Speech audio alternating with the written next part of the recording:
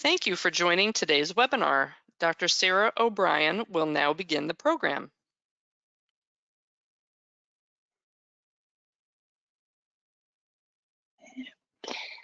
Good afternoon and good morning, everybody. Thank you for joining us today. Today, we're going to be doing a discussion about iron deficiency and fatigue among adolescents with bleeding disorders. My name is Sarah O'Brien. I am an associate professor of pediatrics at The Ohio State University College of Medicine, and I'm also part of the Pediatric Hematology Oncology Division here at Nationwide Children's Hospital in Columbus, Ohio. I am speaking today with my colleague, co-author, and fortunate to have also as a friend, Dr. Ayesha Zia, who is the director of the Hemostasis Thrombosis Program and Associate Professor of Pediatrics at UT Southwestern in Dallas, Texas. We are both members of the Foundation for Women and Girls with Blood Disorders, and we are looking forward to sharing our work with you today. Next slide, please, Wendy. Thank you. So as many of us on the call know, the Foundation for Women and Girls with Blood Disorders mission is to ensure that all women and girls with blood disorders are correctly diagnosed and optimally managed at every life stage. To this end, we aim to provide education to healthcare providers on the medical consequences and unique issues for women and girls with blood disorders. Next slide. Since its inception, the Foundation has focused on realizing its vision through these objectives that you can see displayed on this slide.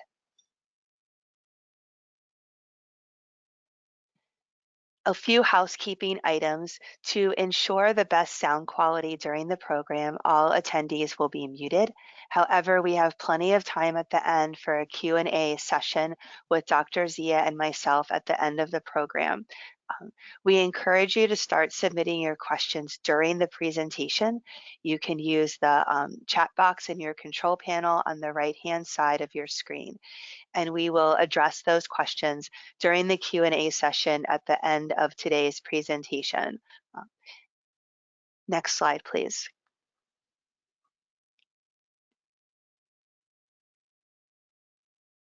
These next few slides will detail the accreditation process. In support of improving patient care, this activity has been planned and implemented by SciMed and the Foundation for Women and Girls with Blood Disorders.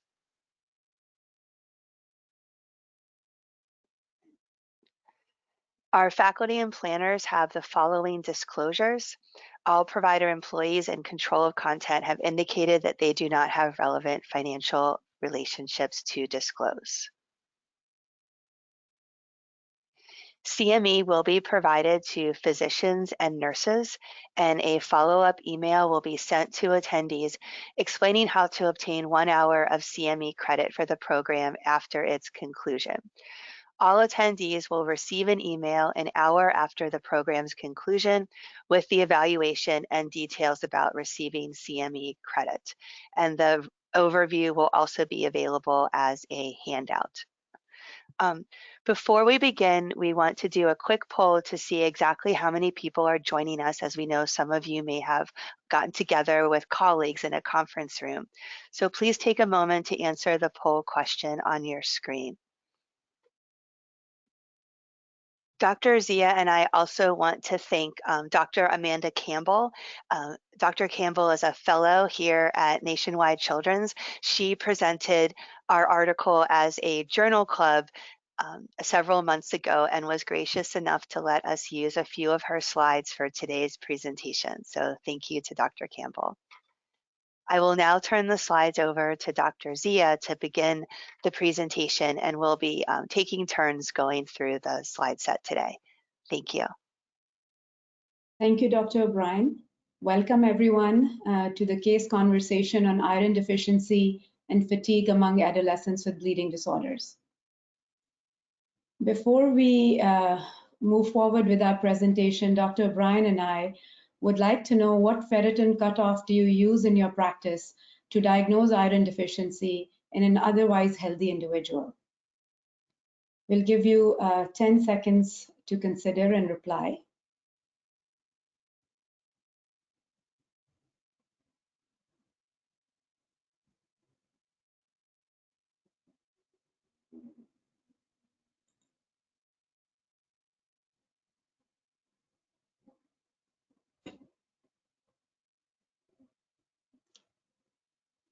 Thank you for your responses. Looks like an even split between the 15 and 25 cutoff, and then a variety of proportions for other responses. Thank you so much.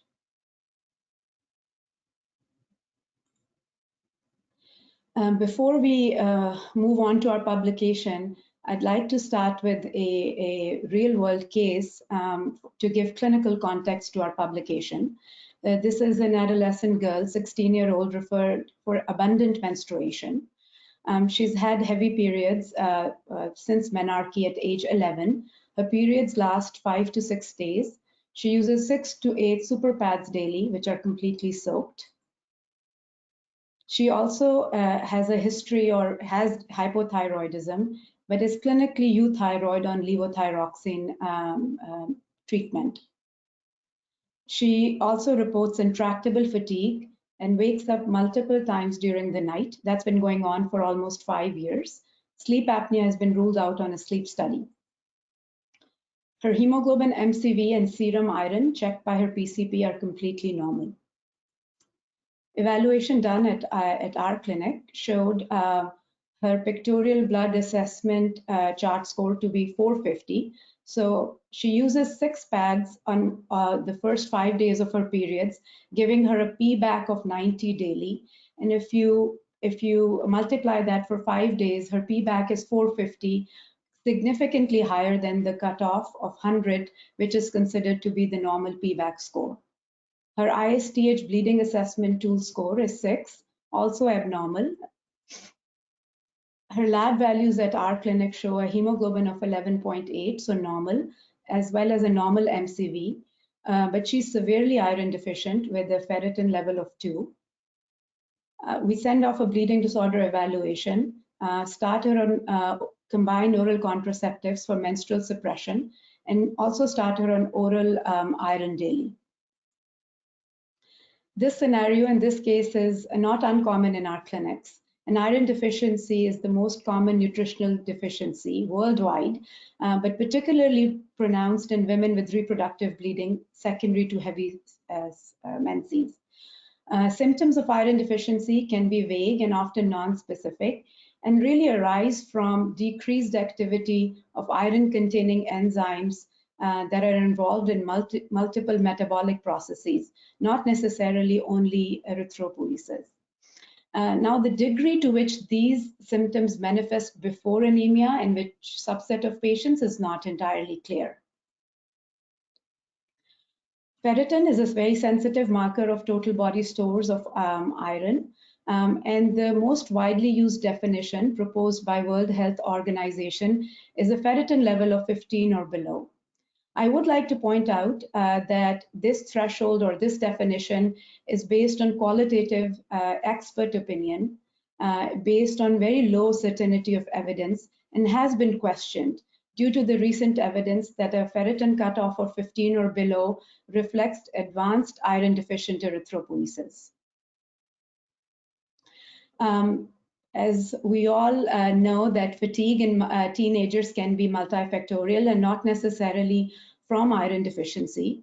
For example, hypothyroidism, symptoms-wise, is indistinguishable from iron deficiency. On the flip side, headaches, joint pains, muscle pains that you commonly see with iron deficiency are repeatedly treated as migraines and fibromyalgia, for example. And so this has led to a body of work that's performed by Dr. Sarah O'Brien and her research program that she'll now summarize before we dive into the publication.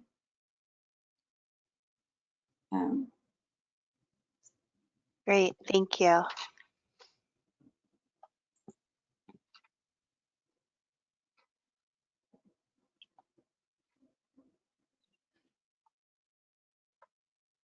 There we go. So I'm just going to talk about two papers that our lab has done in the past that really got us interested in this topic and caused me to approach Dr. Zia several years ago to see if she wanted to work together on the next phase. So this first paper is one that we did with a medical student, gosh, 10 years ago now, that's crazy. So we had already noticed in our practice that so many of our patients were coming to us complaining of fatigue. And what we were interested in was, was this our clinic or was this adolescent females in general? So in this study, we looked at 48 women who were presenting to our Young Women's Hematology Clinic for a complaint of heavy menses. And we compared this to 102 controls. And we identified our controls from primarily from the sports medicine clinic at our hospital, and also a few patients that were presenting to adolescent medicine as well, but not specifically for heavy menstrual bleeding. We utilized a scale that nobody has heard of now, but it was the Ruta-Menaraja scale, and similar questions to the ones that we're used to using today. And we also looked at fatigue using another scale that you may not be as familiar with called the fatigue severity scale.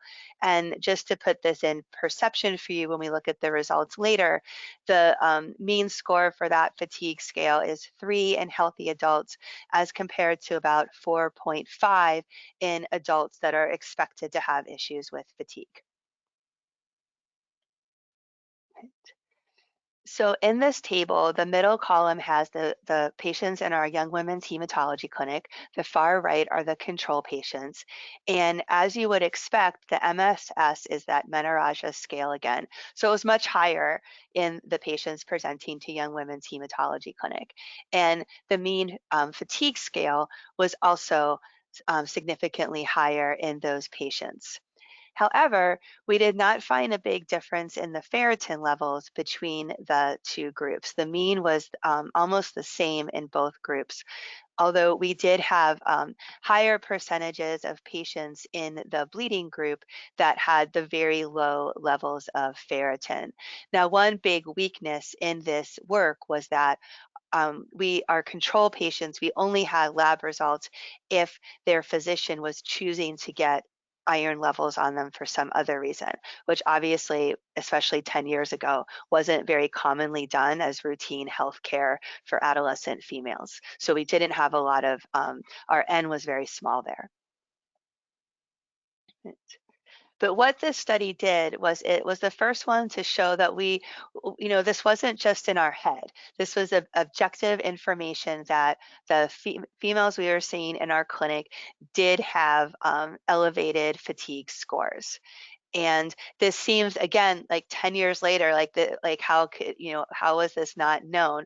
But this really was the first small study to show that fatigue is more common in this patient population than in young women without heavy menstrual bleeding.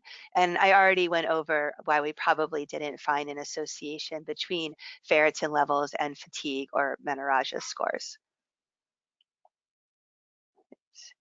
Fast forward several years, this is with Ruchika Sharma, who is one of our Heme-Onc fellows and is now a new colleague of Dr. Zia's at UT Southwestern. So this was a study that we did during Ruchika's fellowship and her 4th year coagulation fellowship as well. And she was looking at patients who were already planning to get IV iron in our clinic, and they were patients with mild or no anemia, but who were iron deficient. And we wanted to document fatigue scores before and after the IV iron, again, to get some more, we know our patients tell us that they feel better after they are replaced with iron, but to get some more objective evidence on that. So our goal was to describe the fatigue-reducing effects of IV iron in adolescent females with iron deficiency and symptoms of fatigue. This study, we use the PEDS QL fatigue scale, which is more commonly used these days, and we will give you a few more details on that later in the talk. So our inclusion criteria were patients less than 21 years of age. Again, these were patients that their hematologist had already decided that they would recommend IV iron, and the family had already agreed to receive IV iron.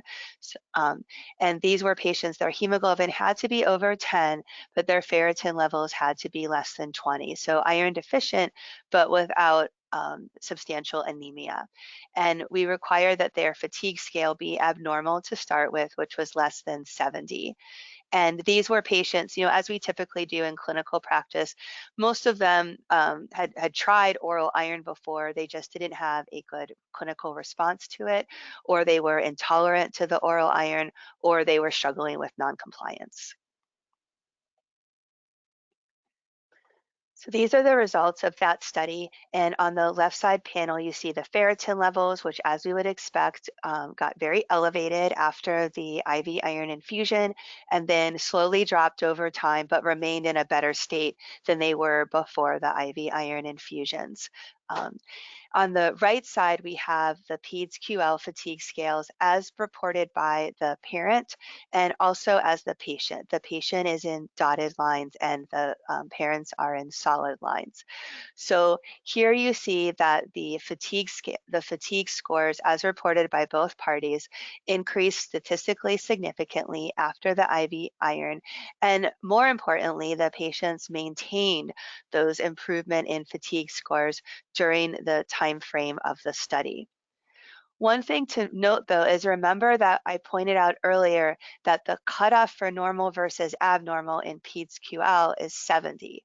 So you can see that these patients, for the most part, were starting down in the 30s and 40s, and they improved, but most of them remained below 70. So we were improving their fatigue, but not completely taking it away. And I think that goes back to the slide that Dr. Zia showed before of all the different factors that go into fatigue in adolescents. And that's a conversation that I always have with patients and families before we embark, especially on IV iron for something that's, a cost to the family and a pretty big burden in terms of the need to come in for those visits. So we talk about how this is addressing one important piece of the puzzle, but that there are probably other important pieces as well.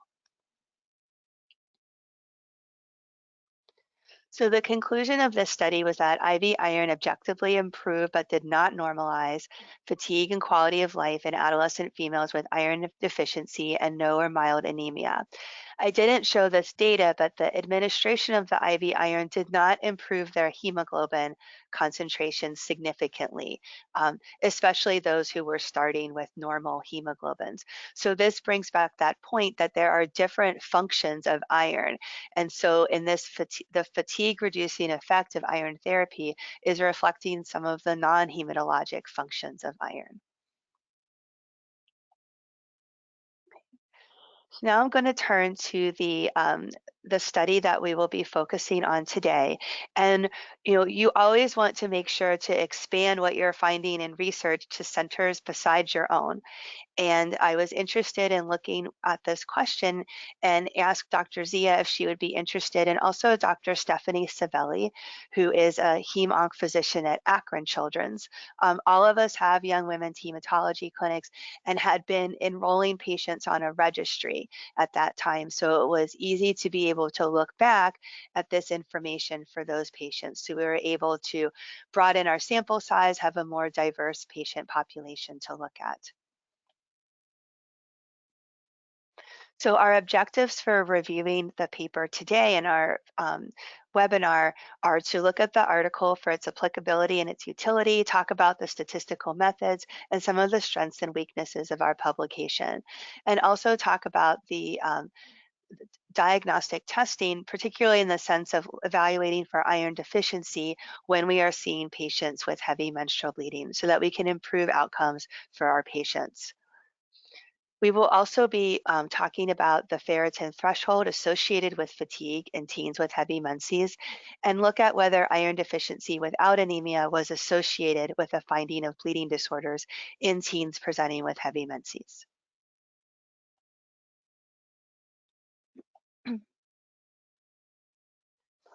So our research questions here were, so this is a population of young women coming to hematology clinics.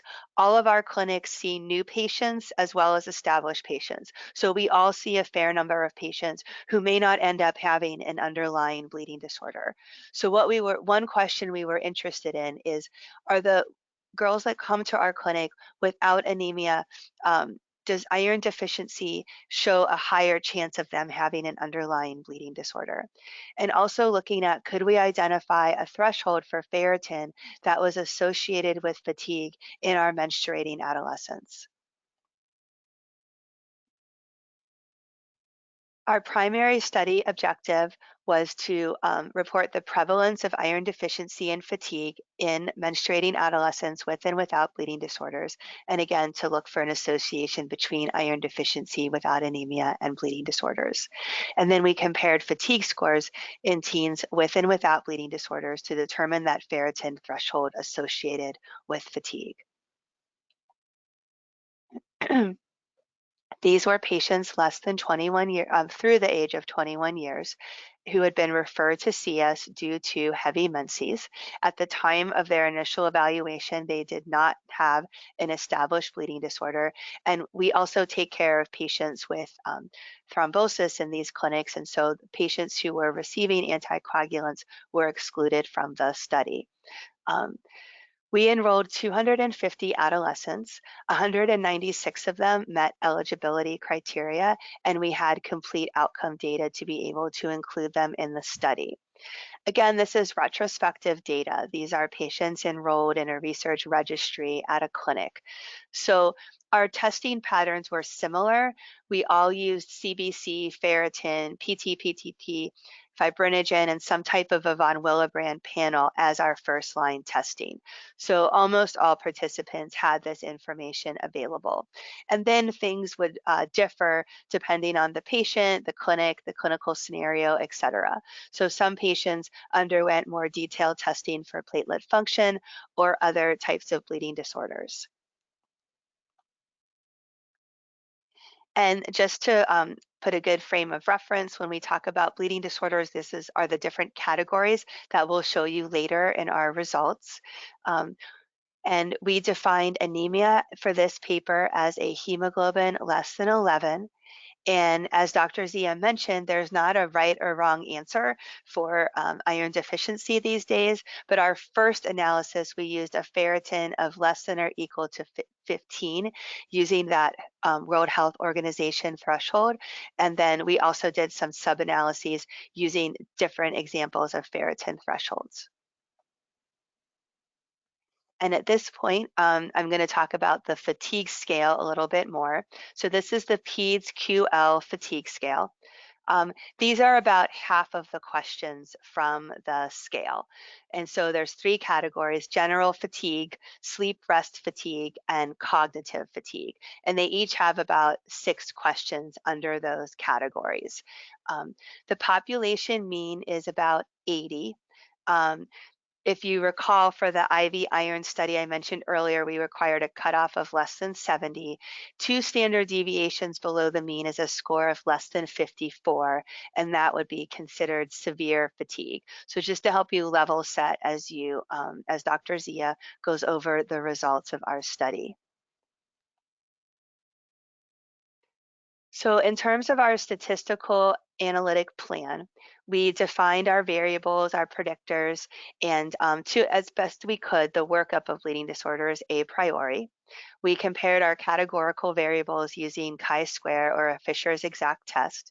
We compared our continuous variables using a Wilcoxon rank sum test. In order to determine predictors, we utilized univariable logistic regression, and we used that regression to evaluate the association between the presence of a bleeding disorder and predictors such as patient age, race, ethnicity, hemoglobin, and ferritin. And we then developed receiver operating characteristic curves to look at various ferritin cutoffs and assess the value of those different cutoffs in predicting fatigue. And we set our significance at less than 0.05.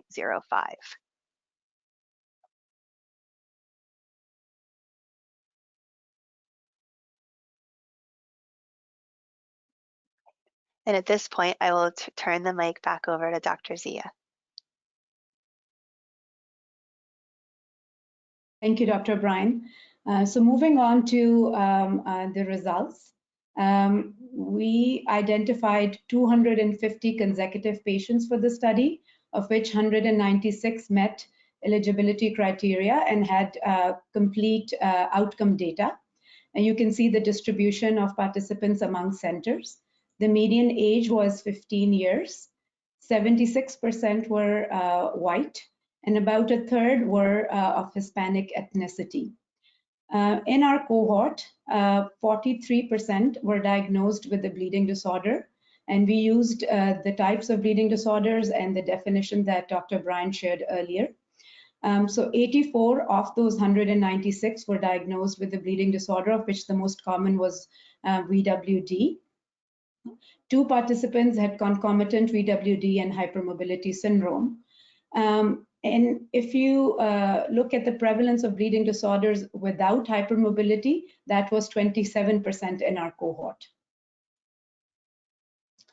Before comparing ferritin and fatigue levels among those with or without a bleeding disorder, we wanted to compare the prevalence of iron deficiency in our cohort with that of similarly aged females, so 12 to 19 years, looking at NHANES data. And as you can see, adolescents with heavy menstrual bleeding in the entire cohort were disproportionately affected by iron deficiency. So this proportions plot shows iron deficiency in 12% of 12 to 19 compared to almost double in our cohort of 23%.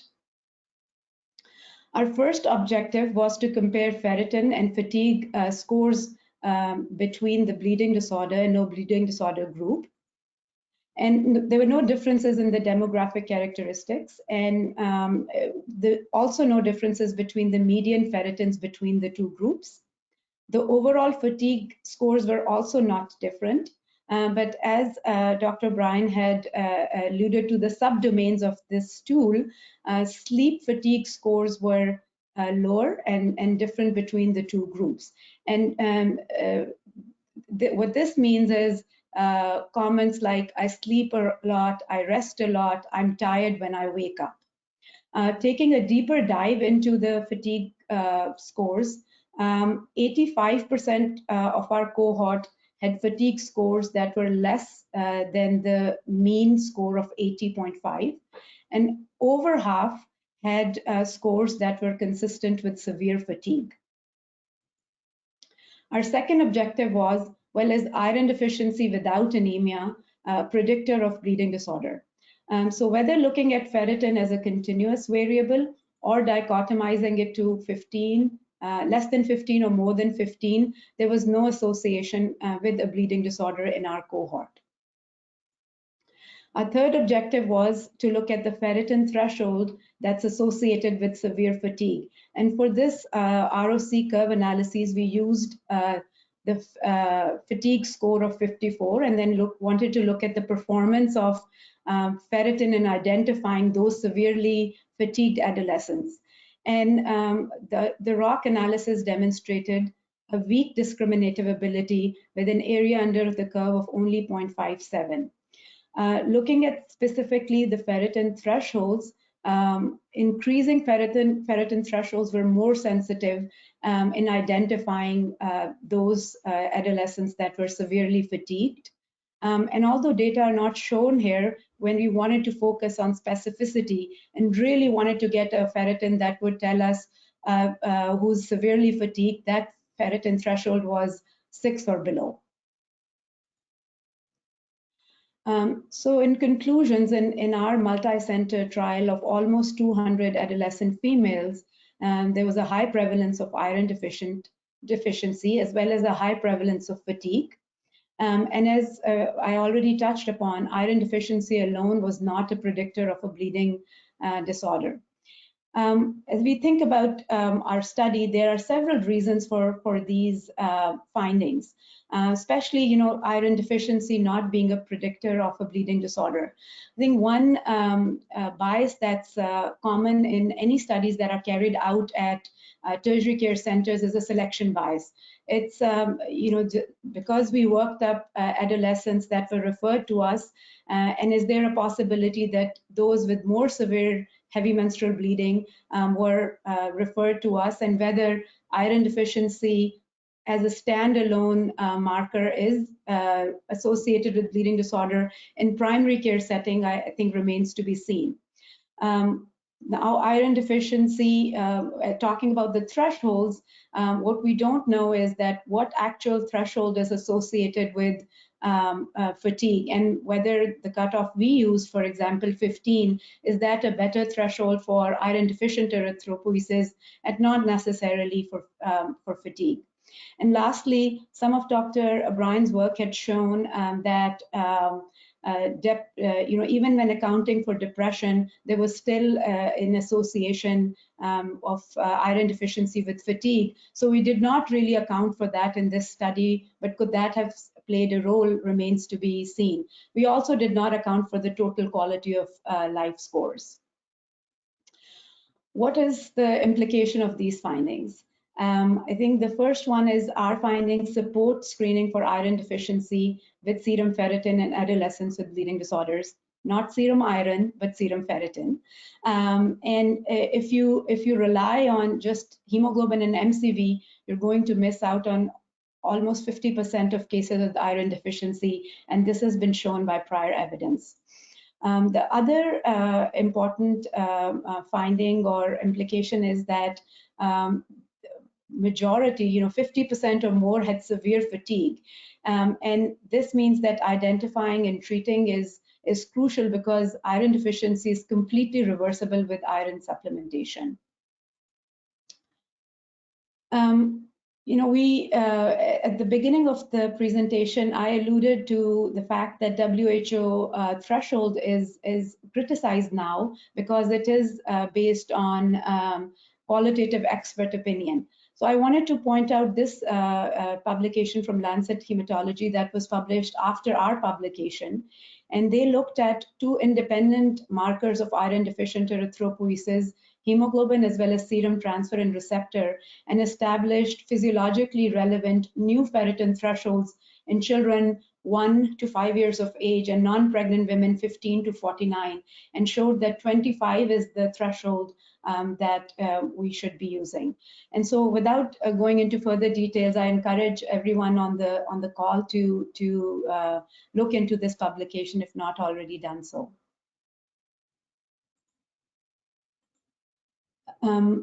So with that, after this presentation, we would like to know what ferritin cutoff will you use in your practice to diagnose iron deficiency in young women.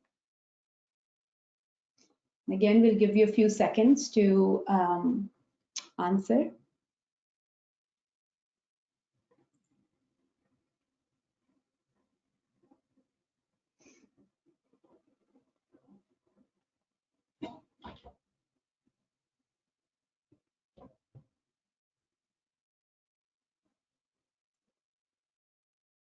All right, that's great. Looks like over half will now choose the 25 threshold.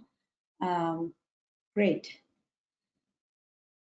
We will now proceed with the question and answer part of our program. As a reminder, you can submit your questions via the chat box in the control panel. Great. We have a lot of questions. So I sort of organized them in my mind, Ayesha, so I'll try to.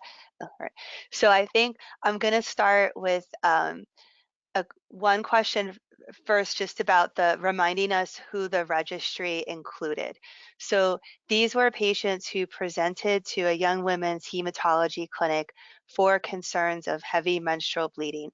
Once they got in the door, there are not any other requirements. They didn't have to have a specific PBAC score to be in the study, or any other scale or score. If they came in with that complaint, they could be in the study. So a few questions about ferritin levels, Dr. Zia. So one, I bet you're going to have a more scientific answer for me, but one of the than I do. But one of the questions was about comparing the role of ferritin testing as compared to TIBC, since TIBC can measure iron saturation and binding capacity.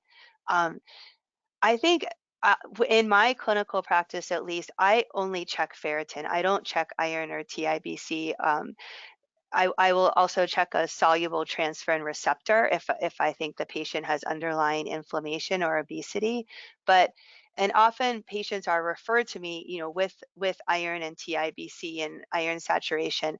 My simple way of explaining this to families is that my understanding of the literature is that those other tests are great ways to kind of get a snapshot in time of what your iron level is, and I compare it to a glucose level in diabetes. Whereas with the ferritin level, that's really allowing me to see what your iron is like in general over the past few months, and is really more like a hemoglobin A1C when we think about diabetes. Would you have anything else to add, and what's your personal style in terms of what iron levels you check? Sarah, I think my approach is fairly similar to yours. If it's a previously healthy adolescent with, I'm seeing them for heavy menstrual bleeding and evaluation of a bleeding disorder, I will screen them with a simple serum ferritin. But if I get if I in medical history or in review of system, I get the sense that there are maybe either undiagnosed comorbidities, or I'm going to work them up for something concurrently, then I will add a TIBC and NR serum iron if I want to calculate my own iron saturation. But for my standard practice, it is generally only a serum ferritin. Obviously, that varies a lot between inpatient and outpatient. Inpatient, almost always I will get additional indices to be able to diagnose iron deficiency in a more comprehensive way. Right. And is there a way to, one of the questions is asking, how can you account, and I don't know the answer to this, how do you account for non-bioavailable iron stored as ferritin? I don't think that I have a great answer to this, or how I would be able to quantify that. Okay, I don't either. Another question, which I think is something good to talk about, is there a, so I think Dr. Gupta has two questions that are great, and I'm going to lump them together because it brings the discussion forward. Is there a higher threshold for ferritin for adolescents active in sports, for example, greater than 40? And then I think this gets to the other question of, do some females function better at a higher ferritin, and is it important to individualize this value rather than a universal value? So I have thoughts too, but what is your approach to these questions? So I, ever since the Lancet Hematology publication that I shared, I universally use 25 and above for everyone. When there is a significant fatigue present, irrespective of anemia, then I think there is a blood publication, and Sarah, some of your work, I think that threshold might lie anywhere between 30 to 50. And depending on what I'm seeing, I will usually push them higher than 50 if there is significant fatigue present. And again, I do have the luxury of getting quality of life and fatigue scores routinely as part of clinical care. So I'm able to actually not just ask simple questions, but also have this a quantifiable score available to me. And if that is present, then I will push it to more than 50. And that's sort of the approach that I take. I agree. I think it can be very individual. I certainly have patients who, they send you the my chart message, and they know they're starting to feel dizzy again, or they've noticed a difference in their athletic endurance, and you check their numbers and they've just dropped below 30, and it's like clockwork every time. Whereas I have other patients who feel fine with ferritins in their 20s. So I definitely, incorporate how the patient is feeling and also how they responded to receiving iron and whether that made a difference for them. So I don't use the same cutoff for each patient, certainly. And I do also aim higher in patients who have chronic headaches. There's a little bit of literature that higher levels help there for athletes. And also we didn't talk about this, but we're getting more and more referrals for restless leg syndrome. And there's some evidence in that field that a ferritin of over 50 or even 75 is helpful for those patients. So definitely patient specific. I do not, I think you want to make sure that they're having symptoms. I mean, I don't like offer IV.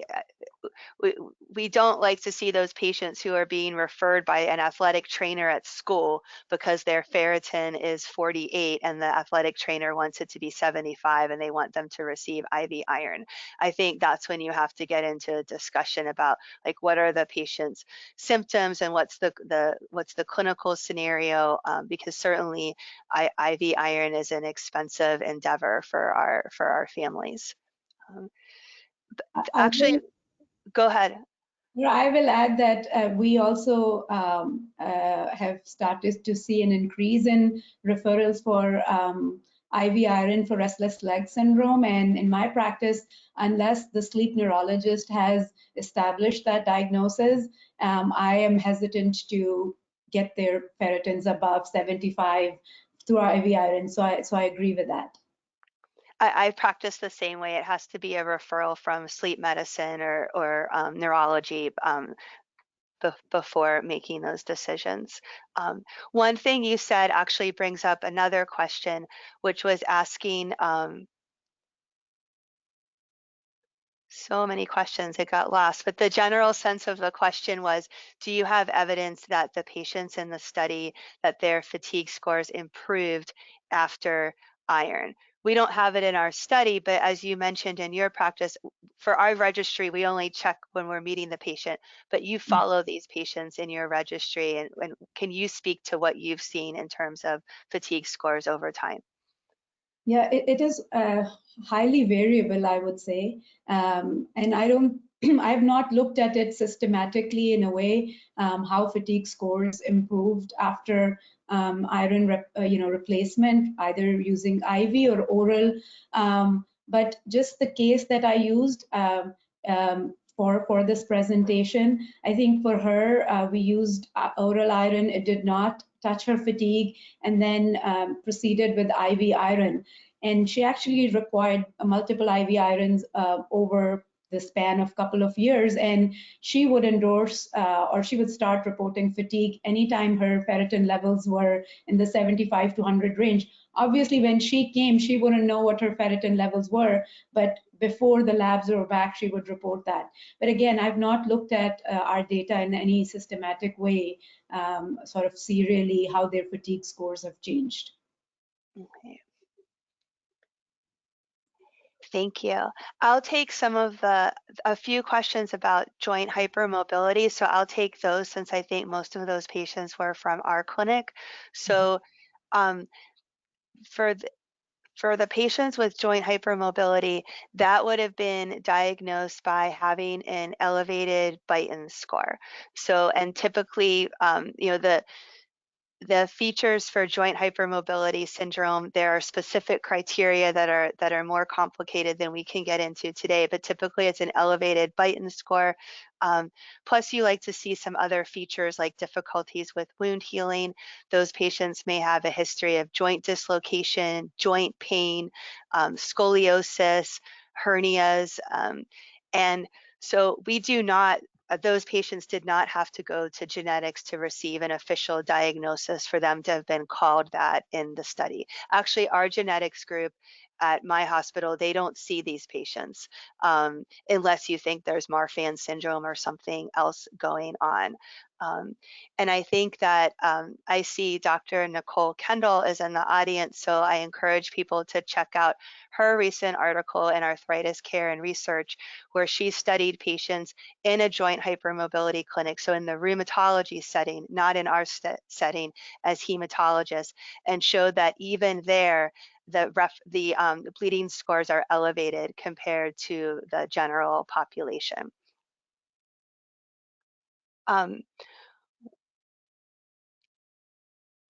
Ayesha, what's your style with is there once you're treating a patient with iron deficiency, is there a specific ferritin where you'll tell them that it's okay for them to stop taking their iron supplementation? Yes, once I give them IV iron, I actually ask them to stop their oral iron. Obviously, there are scheduled follow-ups, and so we have come up with a lab follow-up, and so we usually check their ferritins 1 and 3 months following the IV iron, just to kind of see where things are. Those are lab-only visits, and it's primarily to just ensure that they don't need ongoing oral iron replacement. And this would be adolescents, especially, for example, where maybe their menstrual bleeding is not as well controlled, and I'm just worried that they'll get back to their pre-IV iron ferritins fairly quickly. I think that's my approach. I have a similar approach, and one of the other questions is about is ferritin what we use in making our decisions about stopping treatment? I think it seems like we both use ferritin as our main driver for starting and stopping iron therapy.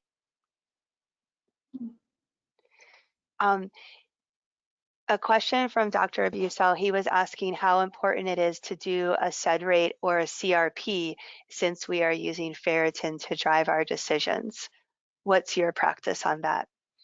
As I alluded to earlier, I don't routinely check that in an otherwise healthy adolescent. But if I see the problem list to be long and I just have a sense that maybe my serum ferritin will not be as reliable, then I will add ESR and CRP just to help guide my decision making, and especially the threshold of ferritin I will use to guide treatment. Yeah, I think in that scenario, I'm more likely to check a soluble transferrin receptor rather than a SED rate or CRP. I usually only check SED rate or CRP if it sounds like something's definitely going on, like I'm worried the patient might have a rheumatologic disease or inflammatory bowel disease or something like that going on. Sarah, while you're looking through question, what is generally the turnaround time for that? Is it within a week for you? No, that's pretty quick. So we get our ferritin levels back the next day, and then a soluble transferrin receptor takes 2 days. Okay. I think we have to send it out, and for us, it's a 1 week turnaround time. And so for me, ferritin, ESR, SED rates would be available while the patient is in clinic, and so that might be why I think I don't send that as often. That's an important point. I don't know the answer to this one. Are high ferritin levels, like over 200, associated with fatigue? Not that I know of, but I've never seen a paper about it or anything. Yeah, I'm not aware either. Okay. One person asked about talking more about the patients with non-compliance and was it because of gastric disturbances, taste, cost, etc. We didn't collect this for the study. I would say in my experience, there are patients who definitely don't like the taste.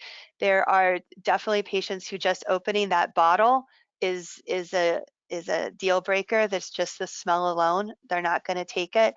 But I also have a lot of patients who just don't take it. So, and I still proceed with IV iron in those patients because I want them to get the treatment that they need. And I'm not at the house to be able to help troubleshoot how to get it inside of them. What are your thoughts on that, Ayesha, or what do you see? Yeah, no, I think I agree with you. There are some that have detailed calendars. Their menstrual calendar will have their oral iron, or they have some sort of a reminder system, and they're awesome. And there are some that you just cannot get them to take it. Just this last week, I had someone whom I've been working with over a year, and have given IV iron and just really was stressing to take oral iron. And I've heard of an association between acne flare up and taking oral iron, and that is why the adolescent wouldn't take it. And so whether that association is true or not, I mean, again, I don't know the evidence on that. I don't think so. But again, I think once you delve into it a little bit, you find all sorts of things from, like you said, Sarah, smell all the way to we're just not. Yeah, I'll be honest, I've been surprised when I've given a few talks on this, and I've more than once had someone in the audience get kind of upset that we would give IV iron to someone who wasn't taking their medicine. And I think that just surprised me. I've been guilty of not finishing my own antibiotic prescription, and have been very humbled trying to give medications to my own children. So I think I don't view that as a reason to withhold IV iron. And my take on this also, Sarah, is that sometimes these adolescents are dealing with a lot. They're on an OCP taper, they are missing school, they are having cramps, and so, and then on top, they have to take iron, which has side effects, and so I agree with you. I think my threshold to move to IV iron, I will attempt it. I do want them to take it, but if they're here for their follow-up and it's a struggle, then I will move on to IV iron fairly quickly, especially after our paper that we published together, and the fact that there's that potential for severe fatigue, because almost always there's ferritins are in single digits. Great. I'm going to lump together a few questions about IV iron, and I think listeners want to know when we use IV iron, what formulations are our preferred, and what toxicities do we see? So I can take a stab at this. Yeah, I will start with oral iron, and I really do give them a chance to either declare non-adherence or side effects that they're having, and then I'll move on to IV iron. At my institution, it is very much insurance dependent, and some insurances will approve one formulation versus the other. And so my wonderful HAT and hematology nurses will help with that, and depending on their insurance, we will submit a request. It's usually iron dextran, or I'm blanking out on the generic for the carboxymaltose. Yes. So yes, so those are our preferred ones, and the nursing team will look through the insurance, and then the one that's approved, we will use that. And in terms of toxicity, I think we do administer both in our infusion center or our day hospital. We don't administer them in just a clinic.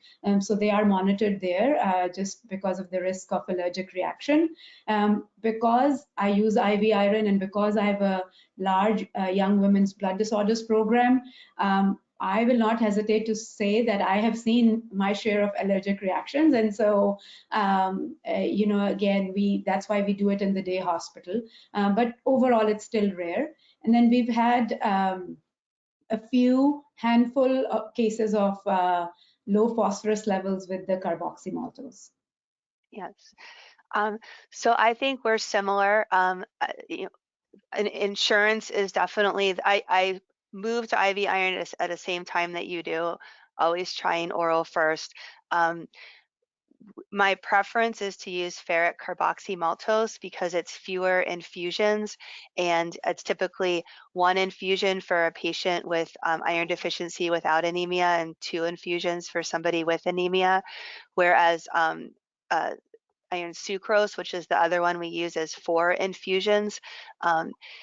But most of the private insurance companies are not paying for ferric carboxymaltose these days, unless you can show that your patient had an allergic reaction to it, which we've definitely done. So the side effects that I see with definitely more of the rash allergic reaction type stuff with the iron sucrose. And I also see more nausea with that formulation.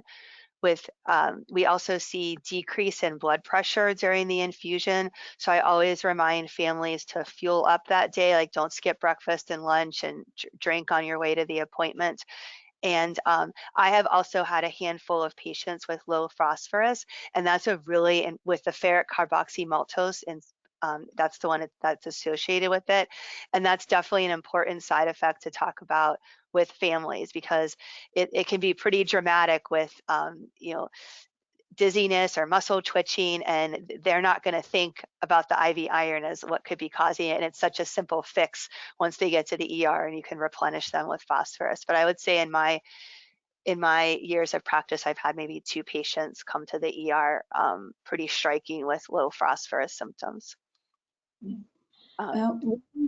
Other indication that I will add, Sarah, is if I have an adolescent in clinic, maybe it's a new patient that I'm seeing, and when I check a CBC and ferritin, which do result, and the patient is anemic, less than 8, but is asymptomatic, and then ferritin is 2, because I'm starting menstrual suppression and I don't know how well controlled her periods are going to be, I might move straight to IV iron, because I don't want that 6 hemoglobin to become 4, and to avoid a packed red blood cell transfusion. So those would be ones that my team would be arranging, sort of coming back within 24 to 48 hours, like a repeat visit, and then using IV iron to raise ferritin, but also hemoglobin. Sure, that's a good point. And certainly for patients who are admitted to the hospital for bleeding or have continued bleeding, that's when we move to IV iron faster as well. So our discussion has raised a few more questions. I do not check phosphorus levels before I give IV iron. Do you do that? No. I don't either. It's happened so rarely. Okay. What I think we have time for one more question. Yeah, let me think we got it.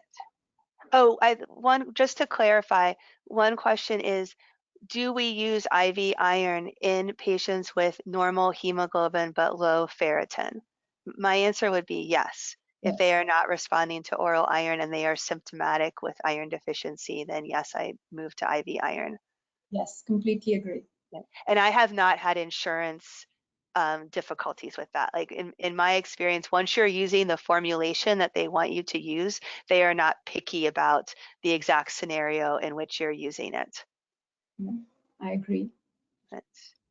That is something that, to the athlete discussion earlier, though, if their ferritin is like 50 and their trainer wants it higher, I do, caution them that that would be a reason not to move forward, as insurance may not pay if we don't even have like an iron deficient level to show them. One thing that I have learned from you is setting expectations up front. We have a conversation, you always make it a point, and I make sure that I incorporate that in my practice. So thank you for that. And I think it makes a good point. As we get more and more comfortable with IV iron, sometimes we get more referrals where they expect to get IV iron at that first visit. And I usually, unless it's a very low hemoglobin, I try to push against that, because I do think it's a discussion. For questions we didn't get to, we will follow up by email, and I know we have a few closing slides as well that we will go through quickly. So Wendy, at this time, I'd like you to take control. So just as a reminder, you will be able to review this program for your reference, and an email will be sent to all registrants once this is available. Some upcoming events with FWGBD. We would like to invite all of you to the Uterine Hemostasis Colloquium on March 9th and 10th in Orlando, Florida, preceding the HTRS 2023 Scientific Symposium. You'll get more information and registration directions, but it will also be available on FWGBD and HTRS's website. Next slide. We're excited to announce a new podcast series, 721. All you need to know about periods. It's a conversation style podcast that answers the most pressing questions related to periods and heavy menstrual bleeding. And we do that by speaking with leading medical experts, patients, and other healthcare professionals who are uniquely suited to answer these questions. What the 721 refers to is the signs of a heavy period, which are 7 for cycles lasting longer than 7 days, 2 changing a pad tampon every 2 hours or less, 1 passing blood clots that are more than 1 inch or quarter in size. I love it, 721. Please join Dr. Shweta Gupta, pediatric hematologist, and Dr. Durant, an adolescent medicine specialist, as they engage with each other and their guests on all things related to managing periods in a patient with bleeding disorder. If you're already receiving FWGBD news, visit fwgbd.org to sign up for the newsletter to receive updates for when the podcasts are available. Next slide. Well, that concludes our presentation. Thank you, everyone. And thank you, Dr. O'Brien, for joining me today. The Foundation is pleased to provide this program at no cost to attendees. You'll receive the evaluation following this program. Please complete it, and we will send information regarding CME credits. And we look forward to your future participation in Foundation programs. Thank you.